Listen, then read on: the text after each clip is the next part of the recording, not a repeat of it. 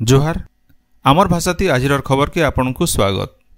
सुभद्रा योजनार सफल रूपायन के नजर थी रखिक महिला और शिशु विकास विभाग तरफु टोल फ्री नंबर 14678 जारी करा जायछे।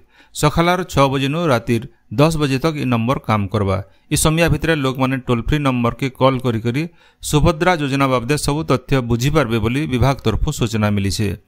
विभाग तरफु कहा जायछि जे जेन महिला माने राज्य की केंद्र सरकार रो योजना अधीन थी पेंशन छात्रवृत्ति बाबदे फी मासे 1500 टंका की तारनु एतका आउ बछर को 18000 टंका की तारनु एतका पाउथिबे से माने अयोग्य हेबे। हेले अंगनवाड़ी कर्मी, आशा कर्मी, community resource person, master book keeper or outsourcing संस्था जरिए काम करुवा महिला माने मार्गदर्शिका थी थिबार बाकी सबु मानदंड हिसाब थी योग्य हेउथिले सेमाने भी सुभद्रा योजना थी आवेदन करि पारबे बोली विभाग तरफु कहा जायछे।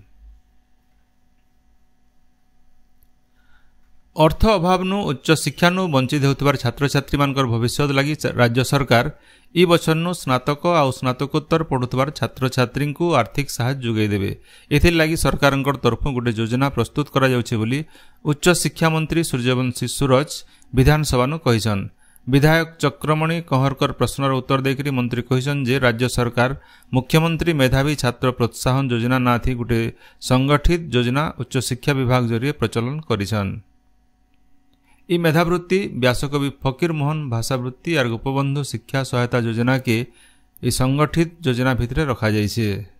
राज्यर सबु सरकारी आउ घरोई कार्यालय सहित सर्वसाधारण जगानो स्तन्यपान कक्ष प्रतिष्ठा कराजिबा।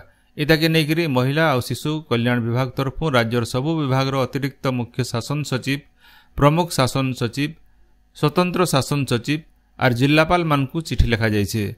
महिला मानकर लगी सरकारी कार्यालय और सर्वसाधारण जगानो स्तन्यपान करवार के गोटे आरामदायक एकांत और स्वच्छ स्थान तैयार करवार लगी चिठी थी अनुरोध करा जाइछे।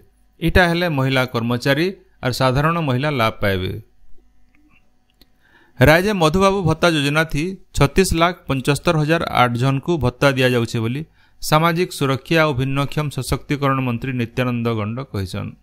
विधानसभा न इ बाबद गोटे प्रश्नर उत्तर देकरी से कहिसन जे जातीय सामाजिक सहायता कार्यक्रम अधीन थी 20,33,959 जन भिन्नक्षम विधवा 60 बछर नु एतका वयस्क और अलगा हिताधिकारी मानकु फी मासे भत्ता दिया जाउछे।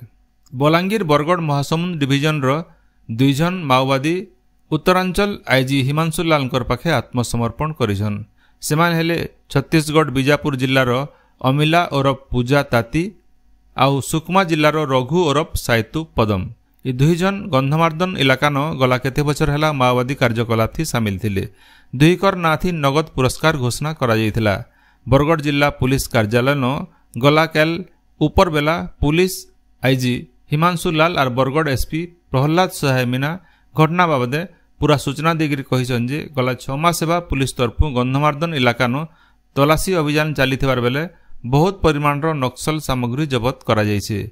इतार सहित माओवादी माने समाज रो मुख्य स्रोत थी शामिल हबार के पुलिस तरफु अपील करा जायछे। समलपुर बरईपाली थाना इलाकार बरईपाली आउ रेमेड छक मझिन जातीय राजपथ उपरे गोटे ट्रलर आउ गोटे स्कूटी भितर धक्का हेबारनु झनकर जीवन जाइछे। सूचना अनुसार गलाकाल गोटे स्कूटी थी जने लोग ऐठापाली आड़ू रेमेड आड़े जाउथबार बेले गोटे ट्रलर स्कूटी के धक्का देथिला। घटना जगानो स्कूटी चालकंकर जीवन जाइथिला। घटना जगानो पुलिस पहुंची करी ट्रलर के जब्त करबार सहित ड्राइवर के थानानो अटक रखिकरी तदंत जारी रखिछन। आज स्वायत्त शासन दिवस। इ अवसर मुख्यमंत्री मोहन चरण माझी राज्यर 30टा जिल्लानो 1151 कोटी टंकार 481टा भिन्न भिन्न उन्नयनमूलक प्रकल्पर शिलान्यास और लोकार्पण करबे। इतार सहित 27 जन ओडिशा पौर प्रशासनिक अधिकारी को नियुक्ति पत्र दियाजिबा। प्रमुख परिमल कर्मचारी को उत्सर्गीकृत सेवा लगी भी मुख्यमंत्री सम्मानित करबे। स्वायत्त शासन दिवस अवसर राज्यर पौरांचल न भिन्न भिन्न कार्यक्रम मान करा जाउछे। जातीय शिक्षा नीति अधीन थी पीएम उषा प्रधानमंत्री उच्चतर शिक्षा अभियान राज्य लागू हेबार के जाउछे। इ बाबदे आज केन्द्र और राज्य सरकार भितर गोटे बुझामणा पत्र स्वाक्षरित हेबा। भुवनेश्वर कृषि भवन सम्मिलनी कक्षन हेबार के थिबार कार्यक्रम थी मुख्य अतिथि भाव मुख्यमंत्री मोहन चरण माझी, केन्द्र शिक्षा मंत्री धर्मेन्द्र प्रधान और राज्य उच्च शिक्षा मंत्री सूर्यवंशी सूरज उपस्थित रहे। इनो जन दि जापे जे योजना थी उन्नत मानर पाठ्यक्रम तैयारी, शिक्षक मान को तालीम, भित्तिभूमिर विकास और नियुक्ति सृष्टि उपर जोर दिया जाइछे। केन्द्र सहरांचल विकास मंत्रालय तरफु पीएम सेवानिधि पुरस्कार घोषणा करा जाइछे। ओडिशार 7टा सहरांचल जातीय पुरस्कार पाइछन। मेगा और मिलियन प्लस वर्गती भुवनेश्वर महानगर निगम श्रेष्ठ विवेचित होइतबार बेले मेजर सिटी भितरे सम्बलपुर महानगर निगम मनोनीत होइछे। आज स्वायत्त शासन दिवस अवसर भुवनेश्वर लोकसेवा भवन सबु महानगर निगम और पौरांचल के पुरस्कृत करा जिबा। एवं मास पहला 3टा सोमवार थी मुख्यमंत्री राज्य स्तरीय अभियोग शुणाणी बंद रहबा। इ बाबदे साधारण प्रशासन और साधारण अभियोग विभाग तरफ सूचना मिली। विधानसभा अधिवेशन चालुथिबारनु आयबा 2 तारिख तक शुणाणी बंद रहबा। सेंता नुआखाई लगी 9 तारिख और महापुरुष मोहम्मद जयंती लगी 16 तारिख दिन शुणाणी बंद रखबार लगी निष्पत्ति निया जाइछे।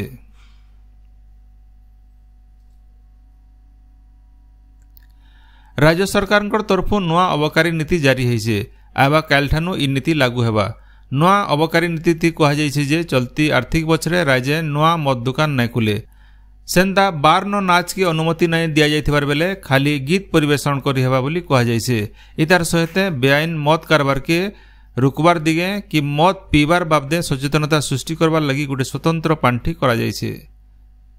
चलती आर्थिक बछरे आगुनु नवीकरण नहीं होइथिबार 57टा मद दुकान फेर घाय नवीकरण नहीं करा जाय बोली कहा जाइछे। ओडिशा हाईकोर्ट तरफु 2 भाषा थी हेबार के थिबार ई हाईकोर्ट रेकर्ड्स पोर्टाल गलाकाल उद्घाटन हो जाइछे। ई पोर्टाल थी सुप्रीम कोर्ट और हाईकोर्ट कर गुरुत्वपूर्ण राय इंग्लिश और ओडिया भाषा थी प्रकाश पाइबा। पोर्टाल थी बाहरी थिबार राय सभे देखि पारबे। घरोई विद्युत कंपनी TPWODL तरफु लगा जाइथिबार स्मार्ट मीटर पूरा सुरक्षित आउ विश्वसनीय बोली कंपनी तरफु कहा जाइछे। बरगढ़ जिलार भिन्न भिन्न जगान स्मार्ट मीटर फेरा जाउथबार घटना के नेइकरी इ घरोई संस्था तरफु गलाकाल गोटे सांबादिक सम्मेलन जरिए स्मार्ट मीटर पूरा सुरक्षित आए बोली स्पष्ट करा जाइछे। केंद्रीय आउ उत्तर बंगोपसागर न होइतिबार लघुचाप अतका घनीभूत होइछे। इतार प्रभाव थी राज्यर बहुत जगान वर्षा बढ़ी पारे बोली भुवनेश्वर आंचलिक पाणीपाग विज्ञान केन्द्र तरफु सूचना मिली।